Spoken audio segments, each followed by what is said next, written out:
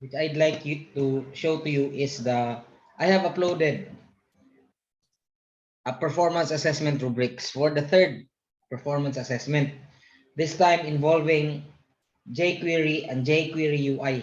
Okay, the deadline is February 15, 2022. Can you see that? Do you follow? So this is your third web page or website, no? So you must be well versed with, aside from HTML, with CSS, no? Bootstrap, and you have at least already an experience on CSS, Bootstrap, and W3. Now with animations, I expect this to be, you know, a non-student quality website. Okay, I'd like to expect a professional website, no, professional looking website, because after this course, no, you should be considered at par with the professional web designers, at least, no, not web developers, no, just web designers, no. So kung merong magpagawa ng web design, you should be able to produce or to compete as a professional web designer. Okay? They follow kasi ano nga ito no? Application technologies with emerging technologies, no? So dapat pang professional ito, no? Okay? Any questions? Hindi student website. I will not be expecting a student website anymore, no? On the third, no? So you make a new website, new topic, no? Use and attach it to your personal URL indicating the third performance assessment. Okay, I haven't looked at the second assessment yet. No, I'm using jQuery tayo, no? jQuery tayo, no? And jQueryUI. Okay, of course you can still use CSS, Bootstrap, and W3. Okay, gamit lahat yun. Okay, any questions so far? So I'll be looking for effects like fading with colors, sliding. You can slide paragraphs, you can slide headers, no? Slide in, slide out, hide and show, no? As effects to events, no? Animation, okay? Toggle, you know toggle is hide and show, no? And then colors. And then there's using the animate command, no? And easing, excuse me, no? For a while. Excuse me. Okay. Easing. Let's look at easing at jQuery, no? Meron na ba tayo? I think it's here in our, no? Meron ba? We can just Google it, no?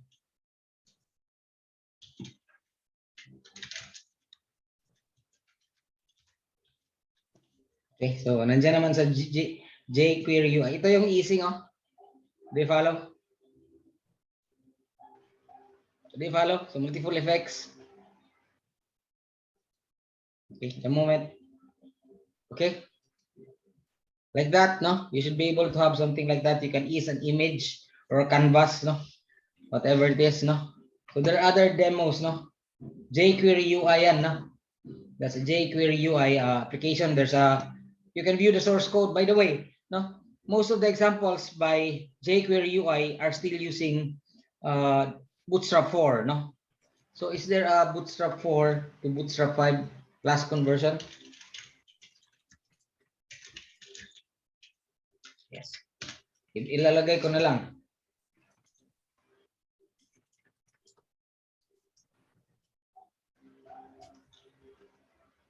Ang classes ang importante, no? Excuse me. So ang dami, oh.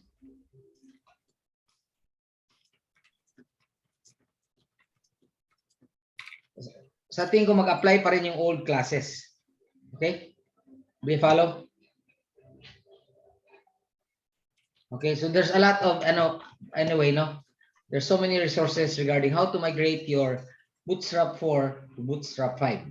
Kasi yung mga examples ng jQuery UI, most of them are Bootstrap 4, no?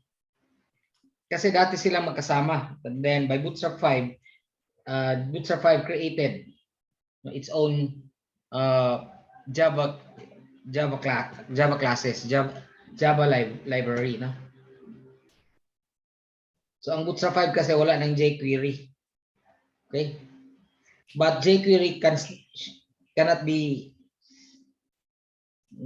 erased. No? It will be there to stay. Okay? So mga file browsers pala, hindi ko na to nasali, no? Do you follow? Okay.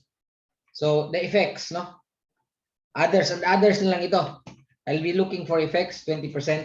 And then that will be 20% of your grade. The events, no? Click, double click, hover, get and set, no? Getting and setting values like inner HTML. Do you follow? Ngayon, hindi na tayo inner HTML. We have text and HTML, no? And value. Okay, tatlong ano na. And then also, table filters, okay? If you can have table filters. Nasa W3 schools yun, no? Okay, nasa W3 schools yung query filters. Let's try this. Okay, ito, no? Mary, oh, ang ganda niya, oh. As soon as you type, John, okay? Pag type mo ng J, so si John, saka July and Anja, because it's there, no? Oh, so si John na lang. Okay, do you follow? Table filters, no? There's a code there, oh. Of course, it uses Ajax, no? Also part of the jQuery library. No? jQuery 3.5.1. Okay? Hindi pa ito gumagamit ng Bootstrap. Right? So, okay lang kung gagamit ka ng Bootstrap 5. Okay? Because this example doesn't use Bootstrap. Okay? Any questions so far? No? Animated on opening page. Before you start your web page, there should be an opening page which is animated, and it should recommendedly, I recommend that it should be a draggable modal. No? Any questions so far? Dapat pag open mo, merong animation. Do you follow? Okay. And it should be a draggable modal. It doesn't have to be draggable, no? It's up to you. Basta merong opening page animation before you open the main page. Okay? Do you follow? Maraming examples yan, no? Okay. Opening page animation. Any questions? So far? No? That's 20%. Okay. Forms, modals, and dialogues. Okay.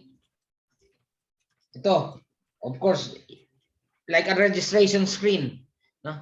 If you want your user to register, no, make a mock registration screen, which will allow you to ask for input values, no? Which will use menus, buttons, checkboxes, date pickers, autocomplete, etc. No? Dapat kung maghingi ka ng birthday, dapat date picker. Kasi nandito, no? Date picker. Pag maghingi ka ng birthday, okay? Do you follow? You get my point? No? So we expect it to be like this. Okay?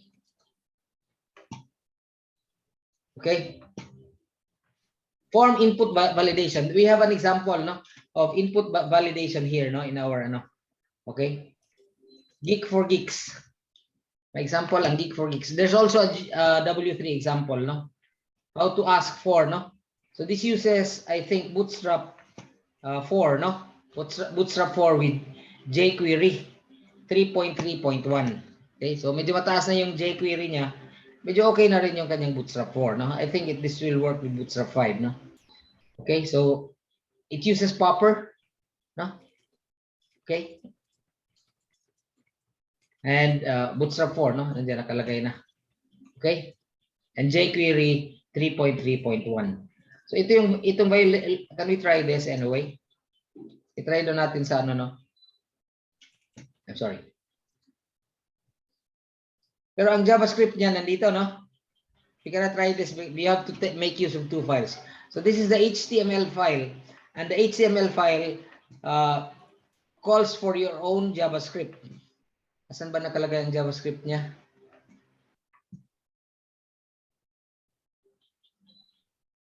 Dapat i-call mo yung JavaScript as your source, no? Baka nandito sa baba. Ito, no? Do you follow? Okay? Ito yung app. This is the content of app.js. Look, it looks for a user check. That hide. So where's user check here? So ipang-hide niya yung mga the divs that will input. For example, this is ID, username is missing, no? Initially, it's hidden. Okay? Okay, this is to validate the username. Okay? And then it will show the user check ID if the required username is not entered. Like if you have a blank username, it will show an error, no? They follow. Can you just try this yourself, no? So gagawa ka ng index HTML using this, and you will have an app.js, okay, which contains your jQuery functions. Okay?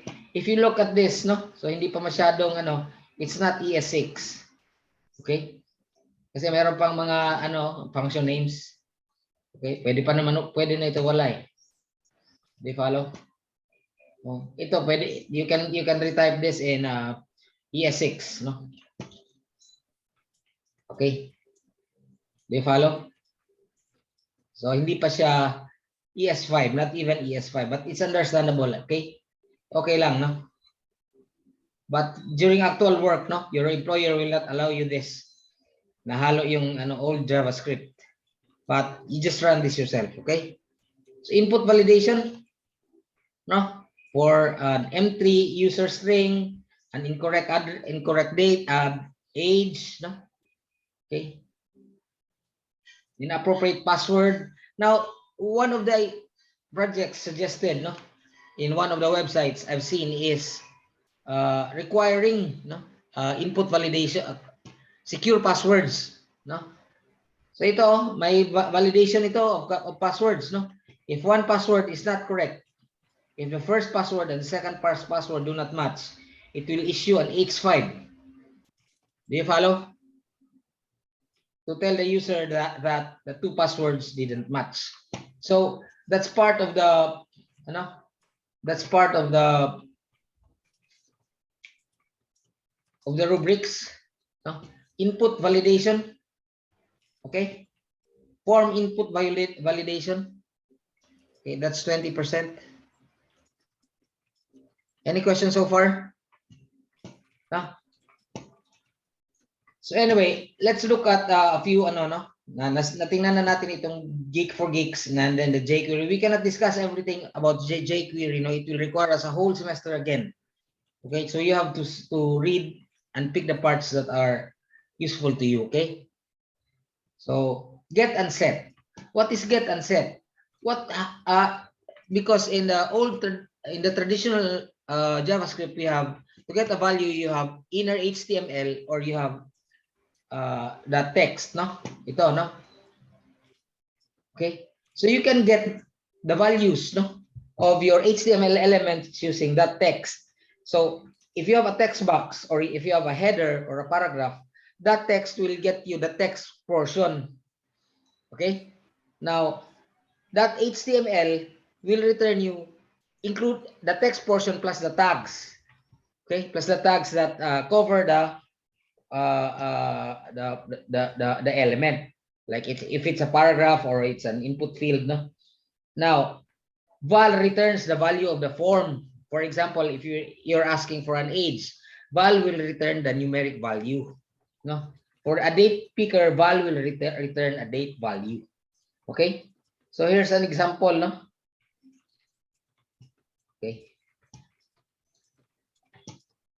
Okay, so kinuha niya ngayon yung value of this paragraph using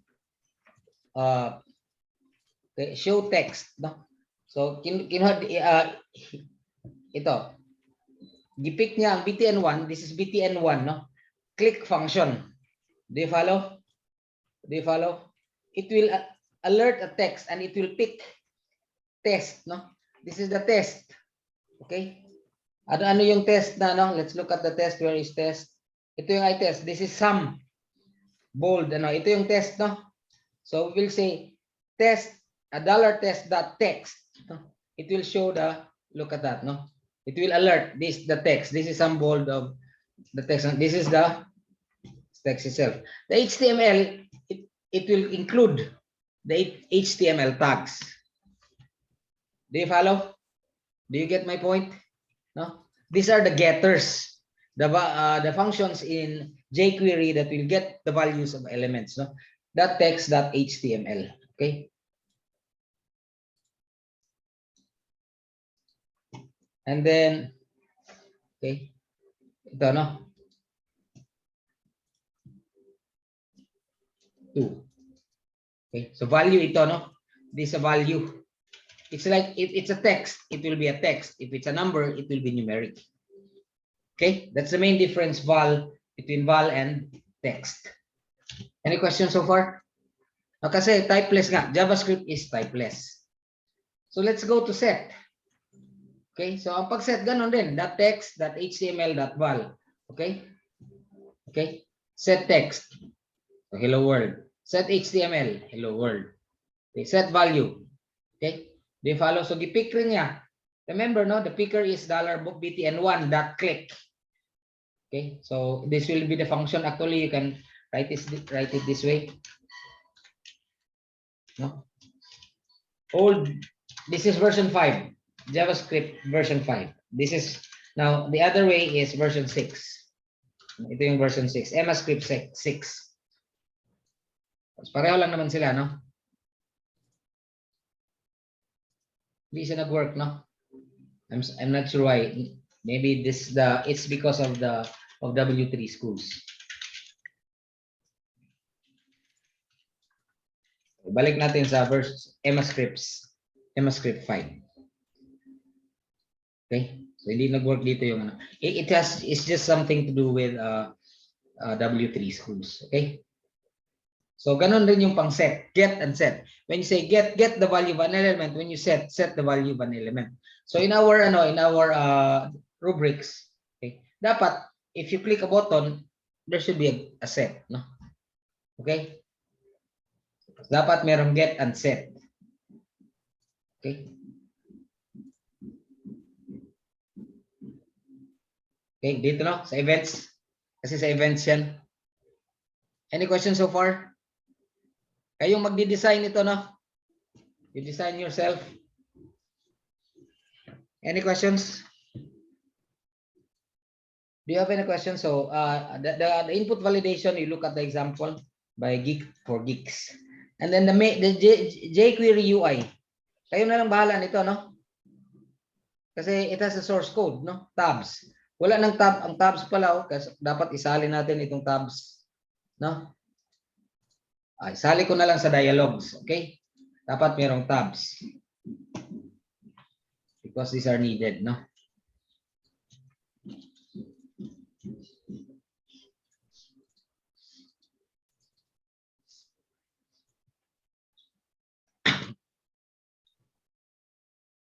Kasi wala nang tab sa Bootstrap 5.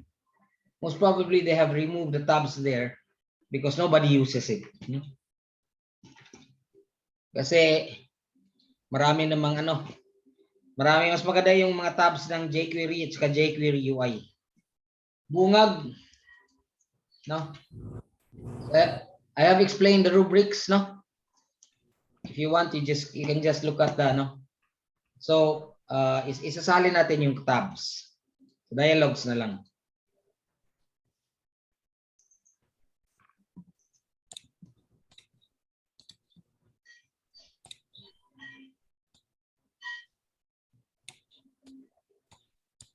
Because dialogues.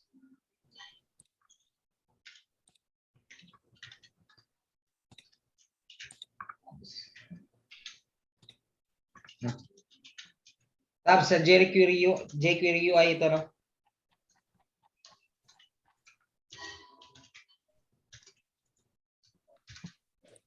Okay. No? Sortable, no? Kasi yung sa elements. Okay? Sortable.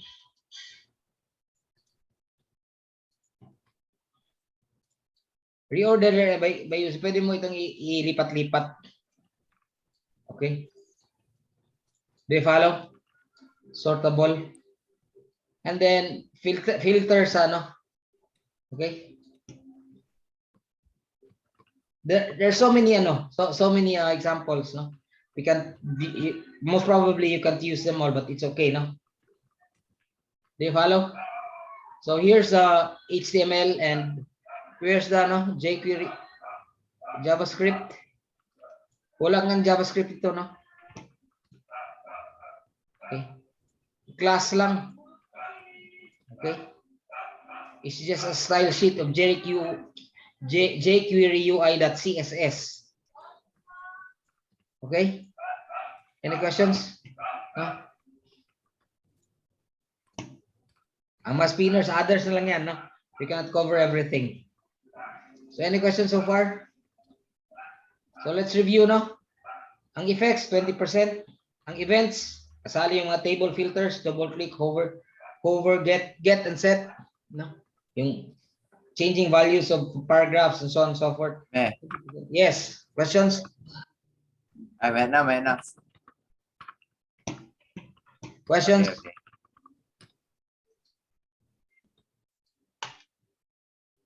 Okay, no? Okay. So I think that's all for now, no? I'll email you the actual schedule of our formative assessment next week. No?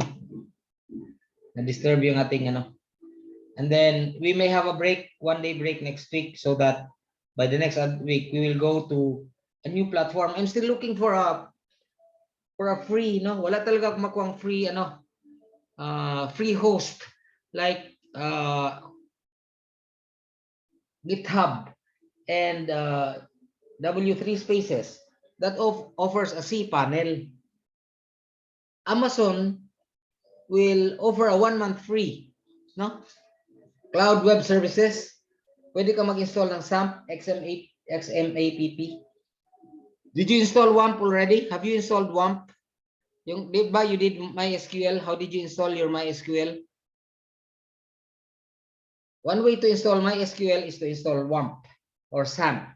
Or if you are using you can use this is maganda ba ito? X0 hosting. Let's try this. Let me sign in, no? Sige, kung meron ito, let's try. Kasi I'm also trying to coordinate with the CS division because they offer a free host. Kaya lang problema, di ko alam kung meron silang cPanel. Okay? Cost is 3.95 a month. What are the I'll review this, no? Because we need to go x10 hosting.com, okay? Have you tried the cPanel here? Have you installed MySQL?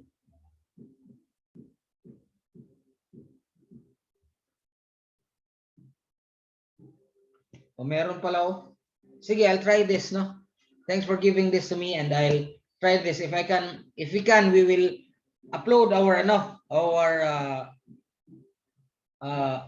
active pages, no? Active pages. Gagawa tayo ng parang CRUDs lang, kahit simple CRUDs lang, no? In JavaScript. Okay? Like logging in and logging out, no?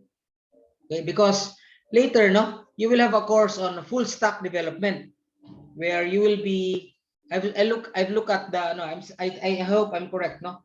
I've looked at your curriculum. You will have a course on full stack development. So we are now trying to begin with full stack development.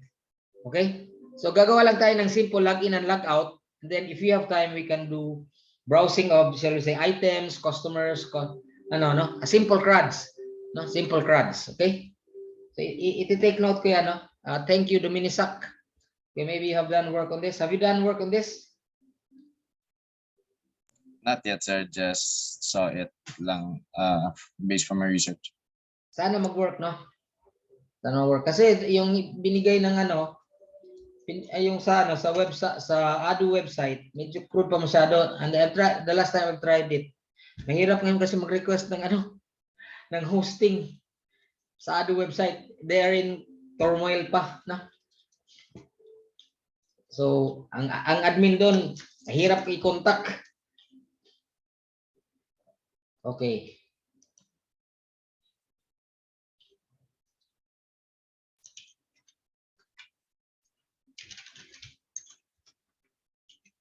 Sige, I'll try this during the weekend. Try to install if I can have a MySQL, and if dalawa lang naman kailangan natin dito no. You need ang kailangan natin dito is only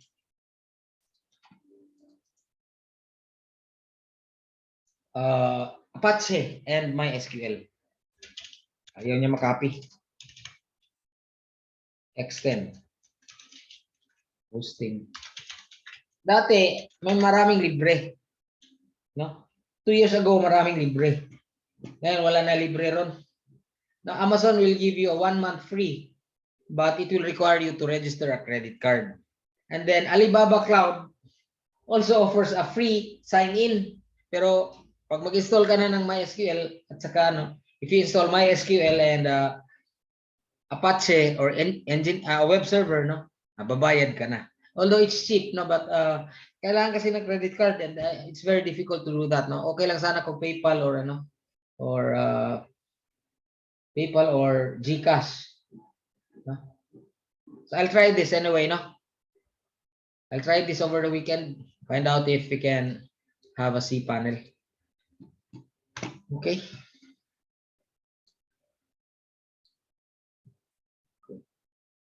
Sana meron siyang example, Flexible web hosting. One-click installation. You can have WordPress, Joomla, PHP, We might install. Kasi ang SAMP talagang mag-install ng PHP because SAMP means Linux, Apache, MariaDB or MySQL, and then P is the PHP. Basta merong SAMP. Ang WordPress din, ang problema sa WordPress site is hindi kanya bibigyan ng access dun sa files mo. You can just upload your you can upload your web pages that dun ka magano. You cannot get a copy like GitHub. I'm sorry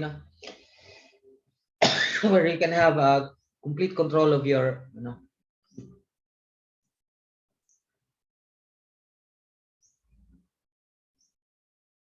Okay. Ang free. Walang sipa, merong direct admin. We'll try to find out what this is, What's direct admin? What's the difference between cPanel and direct admin? Okay? O, pwede ka namang dalawang beses o meron ka daw dalawang databases. So, baka pwede ba? Okay, let's try this, I'll try this on my own, okay? Kahit walang cPanel, basta meron tayong MySQL saka PHP and then Apache, we can now run an active website, okay? Now the others, if you can find one, okay, give me the email me the site so that I can test them. Mahirap na talaga maghanap ng free hosting site. Okay? Tingnan mo, meron siya PHP my admin, so most probably meron PHP. Okay? Sige, I'll try this, Kasi ito yung difference niya.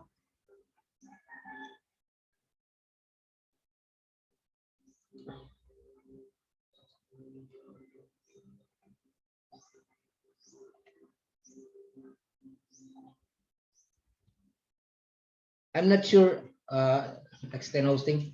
Let me try to different with cPanel and direct admin difference.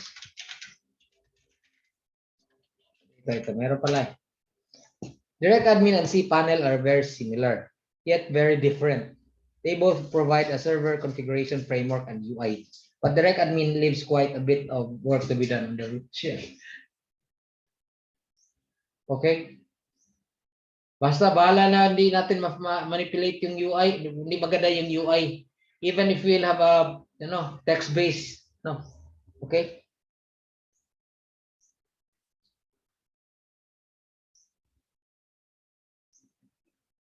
Okay? Isang mag-bash lang, basta nanay bash, okay na. Okay? So any questions so far? So if you have no questions, so the sorry, I have to rest, this will be the rubrics will apply, you can start working on it. You have after the second assessment, you will have 2 weeks. Okay, I hope 2 weeks is enough, no? Okay. Any questions? So hanggang dito lang tayo ngayon, no? Okay, and then yeah, I'll give you the schedule of the formative assessment. Okay. Bye, everyone. Class. Yes, sir. No? You watch over. You wait for my email. No? I'll post the schedule anyway. Thank you very much. No? I'll post this in our regular class. No? Good afternoon and thank you. Thank you, sir. Thank you, sir. You okay? Thank you, sir.